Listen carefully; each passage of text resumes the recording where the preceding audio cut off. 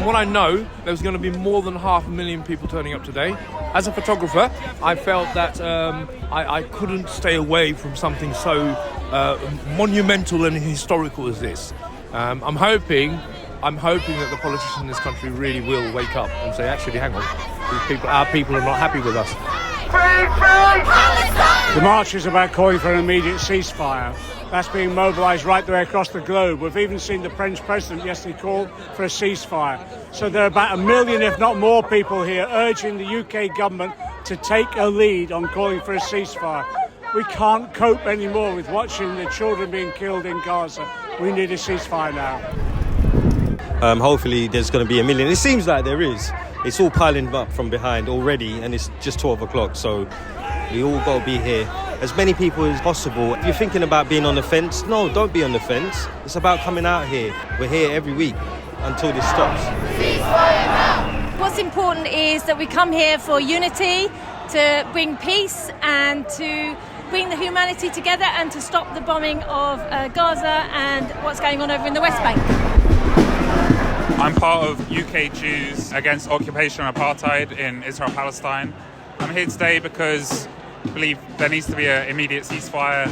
There needs to be peace, liberation and equality for everyone. It's just that simple. The Palestinians are being murdered left, right and centre by an undemocratic country, an apartheid country being run by 3 Nazi supporters. And as a Jewish lad, there's a lot of Jews in this march here. That's what we march for. We've got to stop all this killing.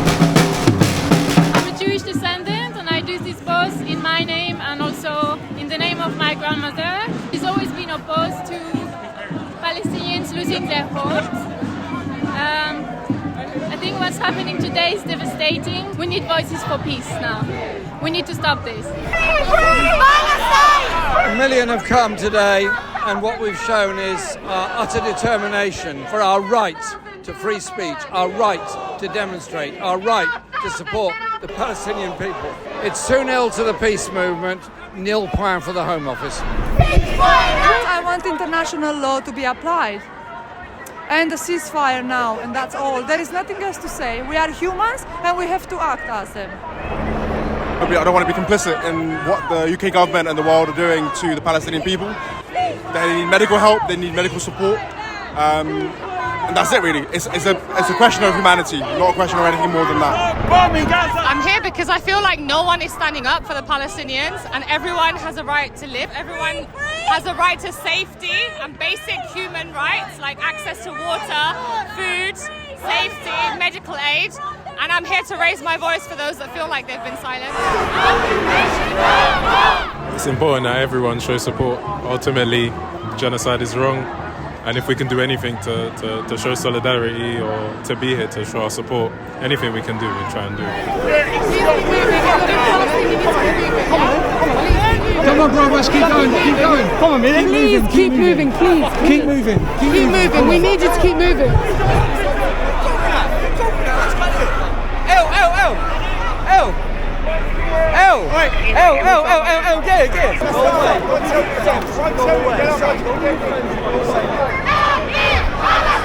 Today's turnout is historic. We're currently part of, at the moment, what is the second biggest march in British history for any cause. And that cause is the freedom of Palestine. And, you know, there's people here from all walks of life. You've got a youth bloc, the LGBTQ plus bloc, people who are differently abled. We're all here because we know that the freedom of Palestine is the freedom of everybody. Welcome to the biggest demonstration this country has ever seen on Palestine. Today is a moment of unity.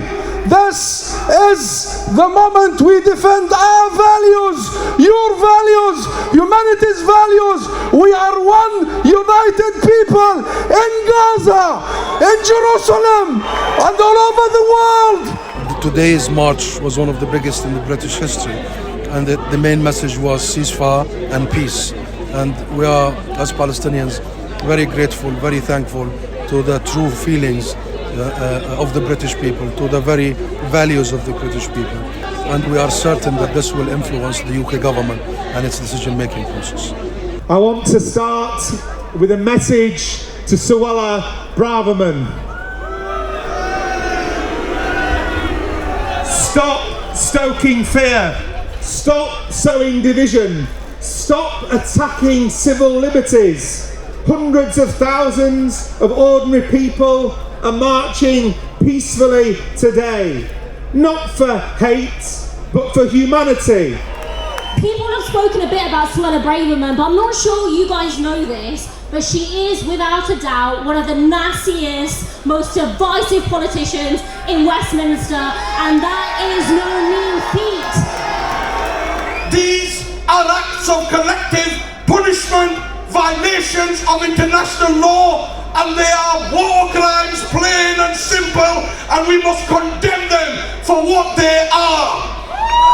What Israel is doing to the people of Gaza are war crimes, and we need to be able to call it out. The fact that we have, in terms of our Prime Minister, the leader of the opposition, the fact that they aren't showing the moral, political and ideological leadership that is necessary to end this war and call for a ceasefire is atrocious. Israel has killed 320 people a day. Churches, mosques, schools, hospitals are being destroyed. Fathers in Gaza are searching their rubble to find the bodies of their children. Mothers are searching for hope, and children are searching for justice. I want my friends and family to wake up to the sounds of birds, not bombs. We are the voices of the voiceless, so make your voices loud. Free Palestine!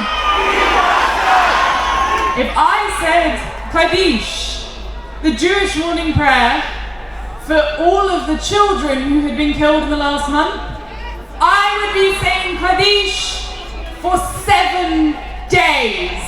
This is a cry for love, this is a cry for peace, this is a cry for a ceasefire, and this is a cry for our humanity. Today just got word that a ship bound for Israel was stopped from leaving in Sydney by Australian dockers and trade unionists. They heeded the call made by Palestinian trade unionists to stop the arming of Israel, which has been used to bomb people in Gaza. And so it is those acts of solidarity around the world that are so very, very important today. We've got to stop arming Israel. We've got to be absolutely clear that we're not prepared to tolerate the occupation of the West Bank, the siege of Gaza, and the destruction of Palestinian life. We will not stop marching. We will not stop protesting. We will not stop boycotting until a ceasefire is called.